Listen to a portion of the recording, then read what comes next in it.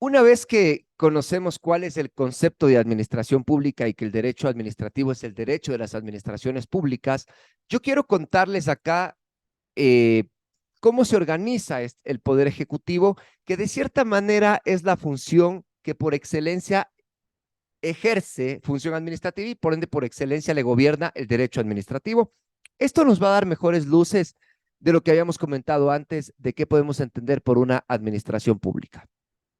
Bien, en primer término, vean ustedes en la pantalla lo que yo estoy presentando y estoy señalando, voy a hablar sobre la administración pública central. Cuando ustedes revisan el artículo 45 del Código Orgánico Administrativo, este artículo te dice, Administración Pública Central. El presidente de la República es responsable de la administración pública central que comprende. Ok, cuando hablamos de administración pública central, no puede sino venírsenos a la cabeza otra cosa que el gobierno central.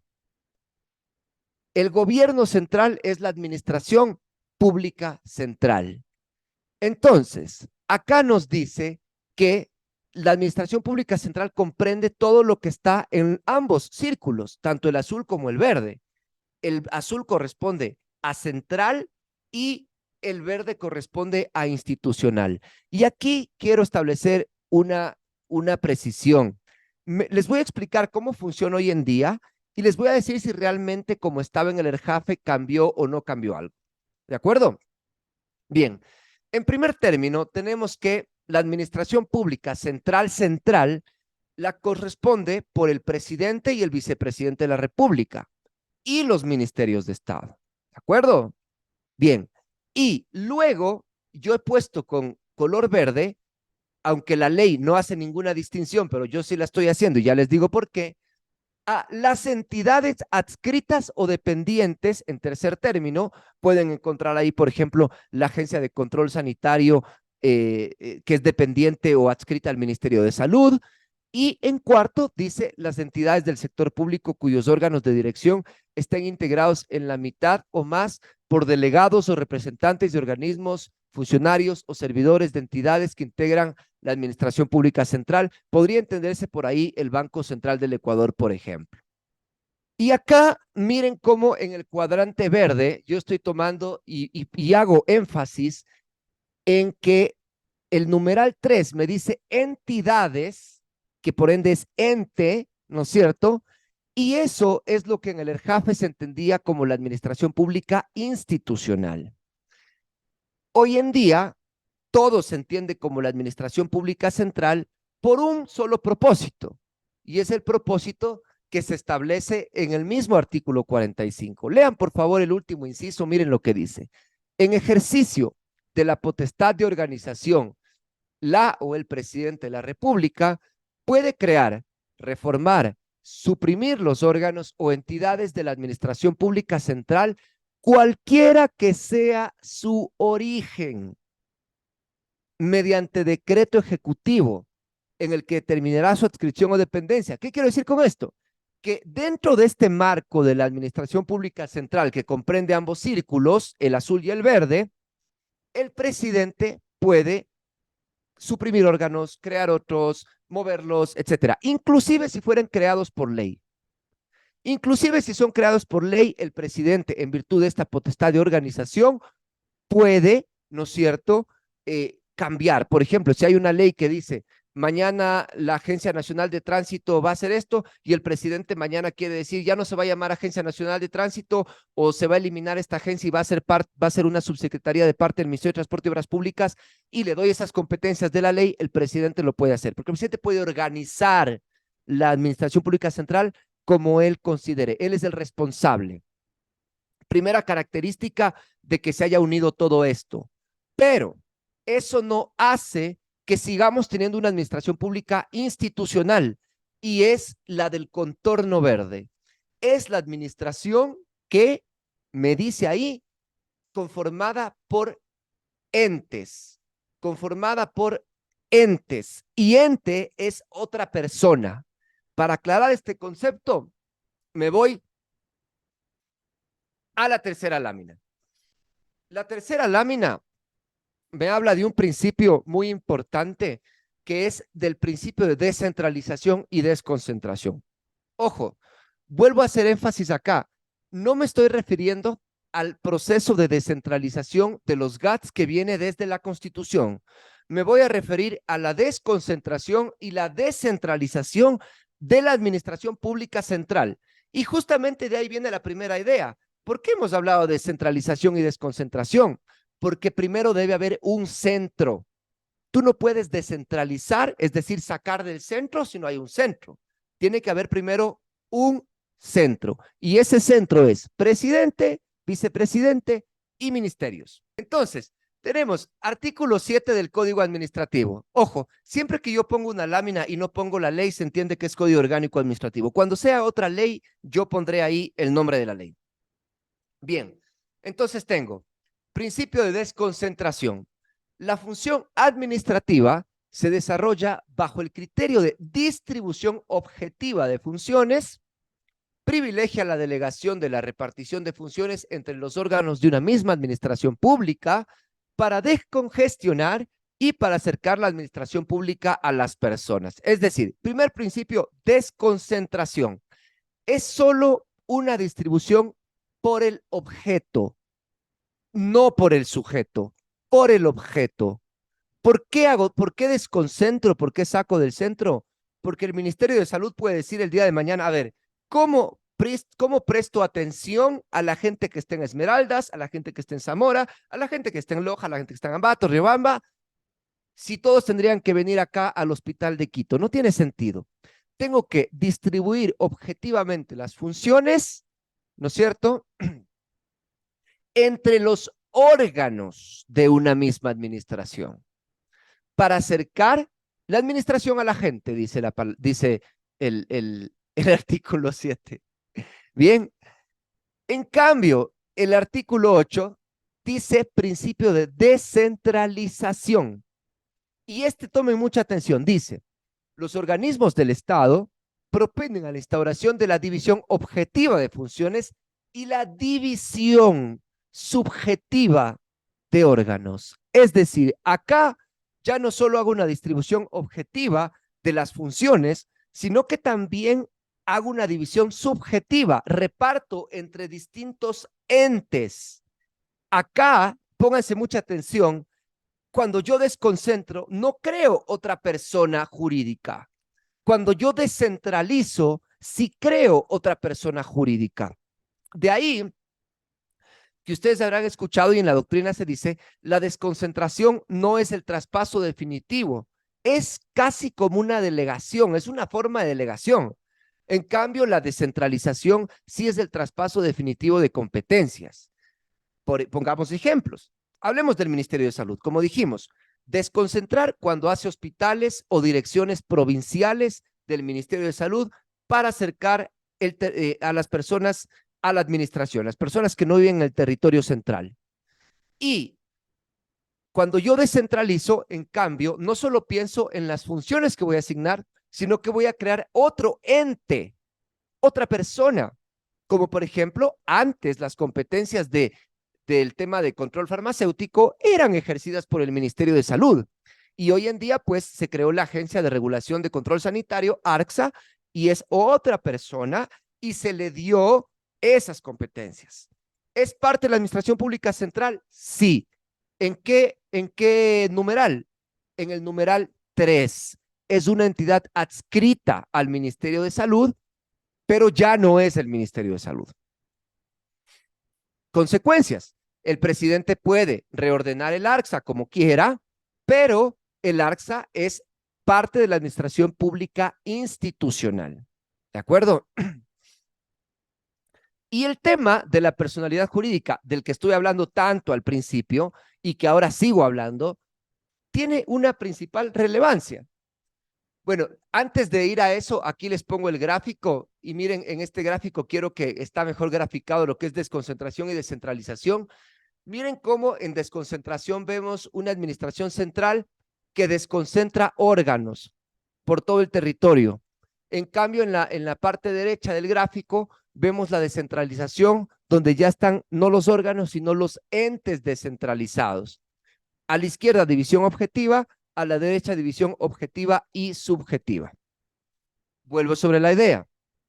Lo que yo les iba diciendo.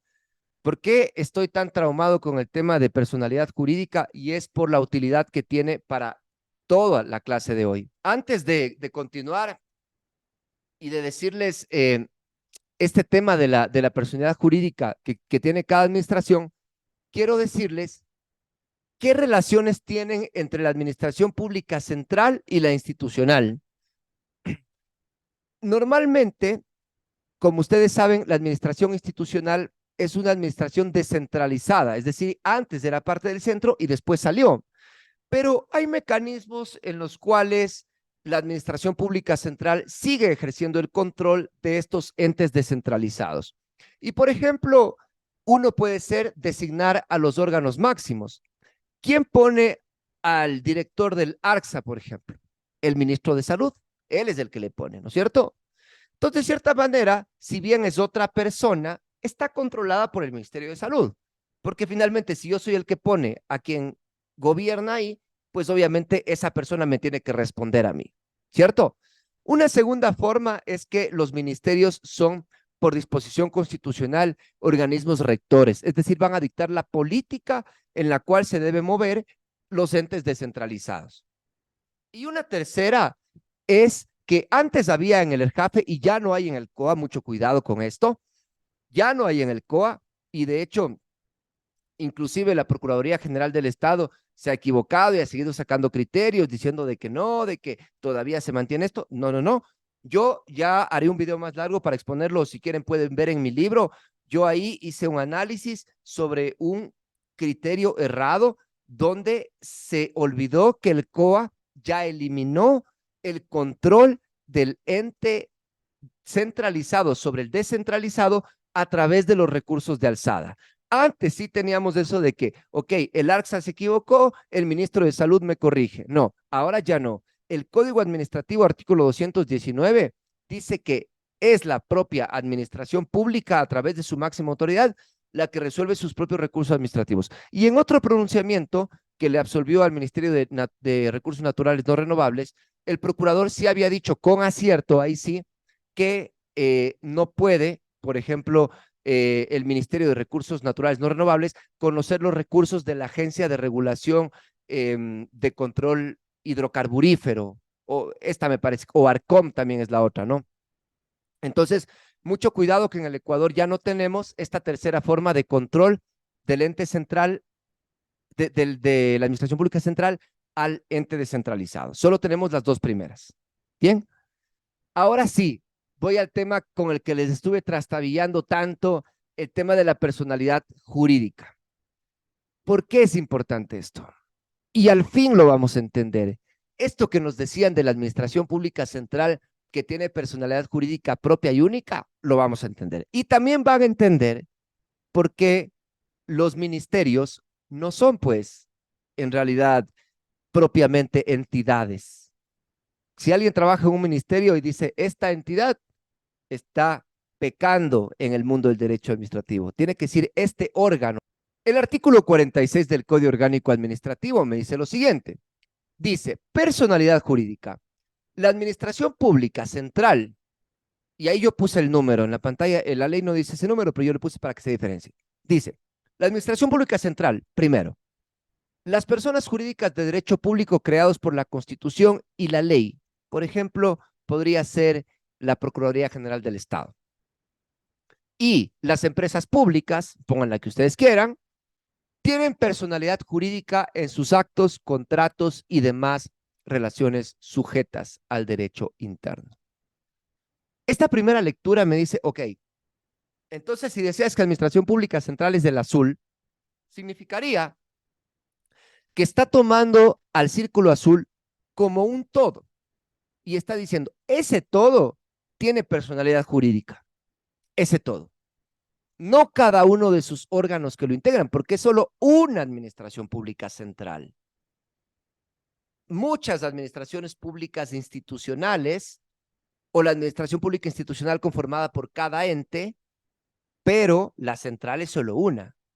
Porque miren lo que dice más abajo el artículo. Dice, Para todos los propósitos previstos en este código, las divisiones funcionales de la Administración Pública Central, por favor, ojo a esta palabra que hasta la resalté con rojo, se consideran,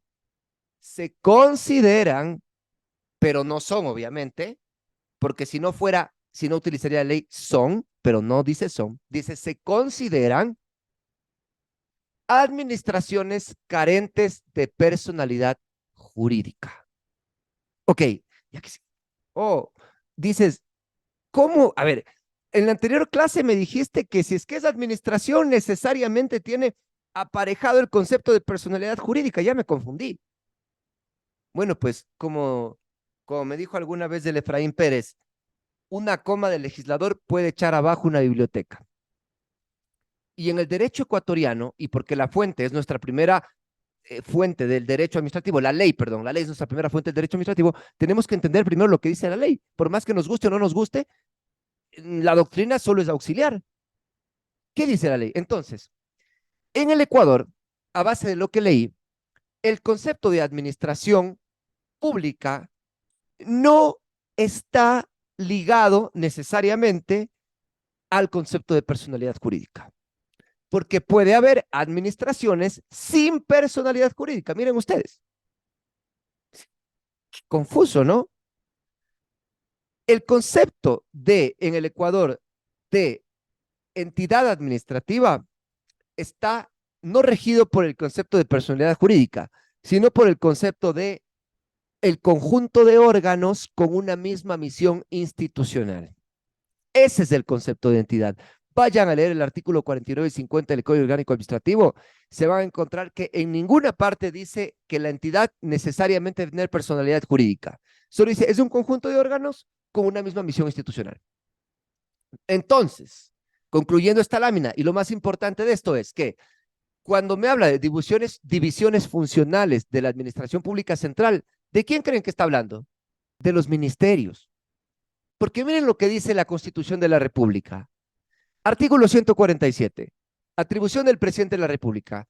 Dirigir la administración pública en forma desconcentrada y expedir los decretos innecesarios y que sean necesarios.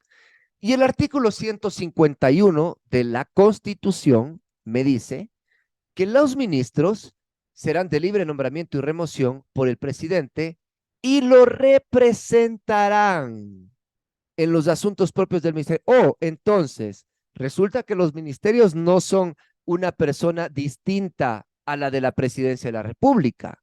El ministro de Salud es el representante del presidente en materia de salud. El ministro de Hidrocarburos, el representante del presidente en materia de hidrocarburos. Es decir, es el mismo presidente, pero en un sector. Por tanto, no existe distintas personas jurídicas entre los ministerios y la presidencia de la República. Por tanto, regreso a la lámina anterior, las divisiones funcionales, es decir, los ministerios, se consideran administraciones, sí, pero no tienen personalidad jurídica. Entonces, ¿cuál es el razón, motivo o circunstancia para considerarlos administraciones si no tienen personalidad jurídica?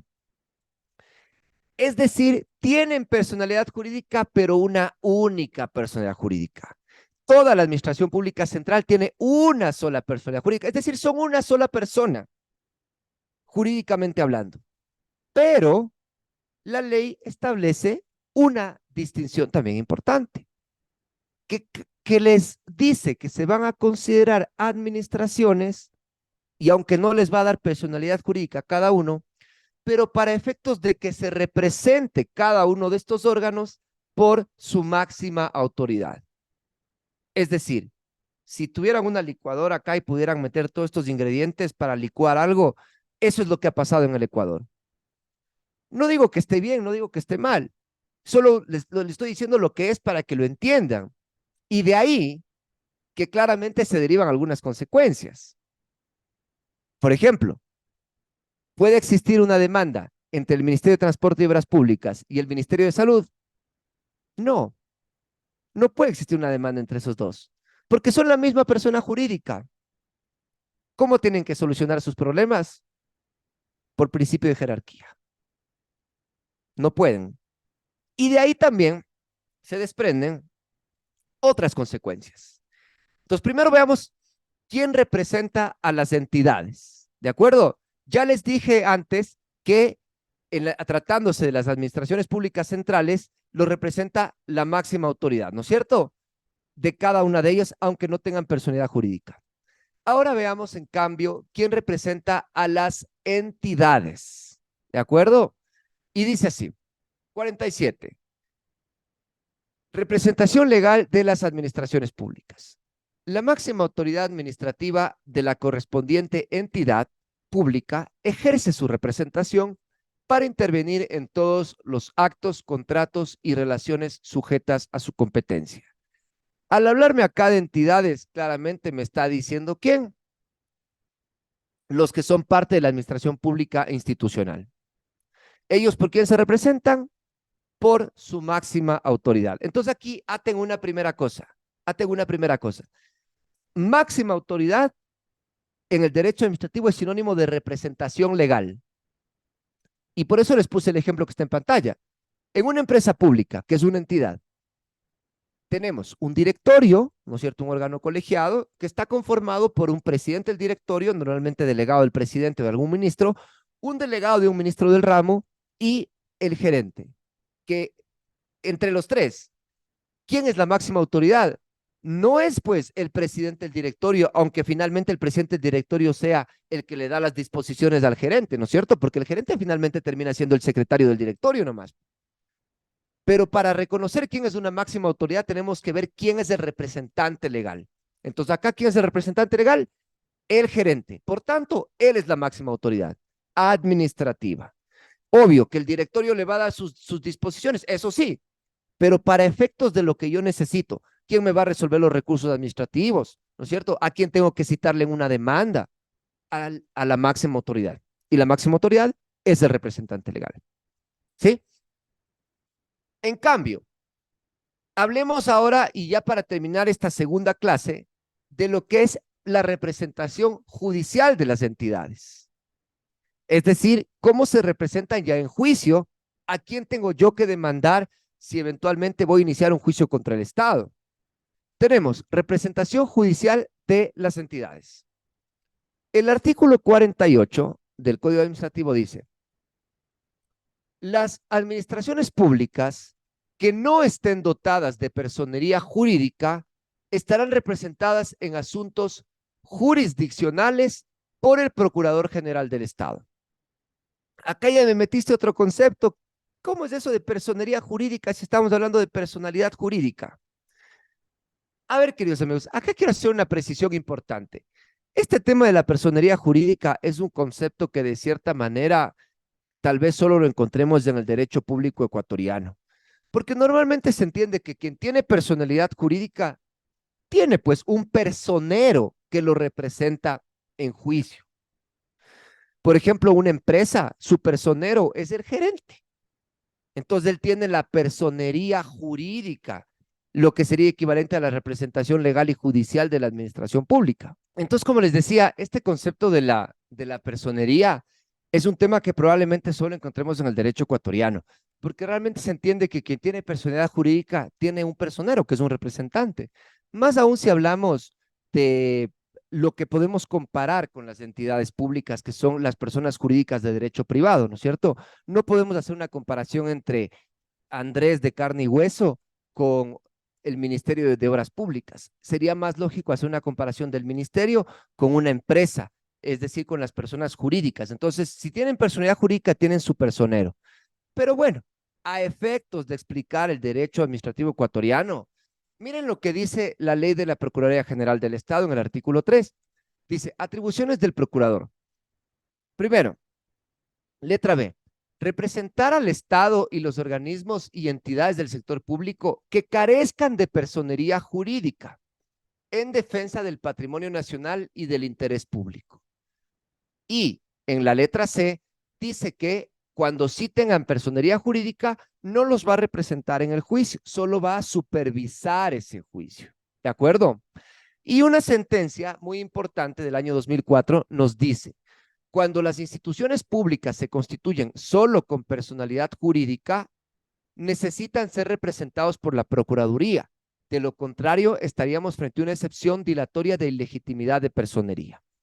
Por tanto, podríamos concluir que la personalidad es lo que tienes para contraer derechos y obligaciones, pero la personería es, además de tener personalidad, esa capacidad para comparecer a juicio como actor o demandado. Entonces, la pregunta del millón es, queridos amigos, ¿quiénes deben ser representados por el procurador y quiénes deben ser solo supervisados por el procurador? Y nos vamos nuevamente a la lámina de acá, donde ustedes ven lo que está en azul es la Administración Pública Central de personalidad jurídica única y por tanto cada uno de sus órganos sin personalidad. Y por tanto, ven ahí lo que dice el artículo 48, cuando dice, las demandas se dirigirán en todo caso contra el órgano o entidad responsable del acto, contrato o la relación objeto de la controversia. Entonces, si yo tengo una demanda en contra del Ministerio de Transportes y Obras Públicas, obviamente es una demanda en contra de un órgano, porque el ministerio no es entidad. Se considera administración, sí, pero no es entidad, que no es lo mismo en el caso del derecho ecuatoriano.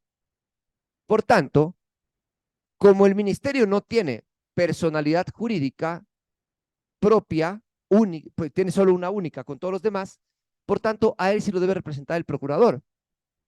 En cambio, los de abajo, ellos como sí tienen personalidad jurídica propia y por ende personería, entonces pues el procurador debería solo supervisar sus juicios.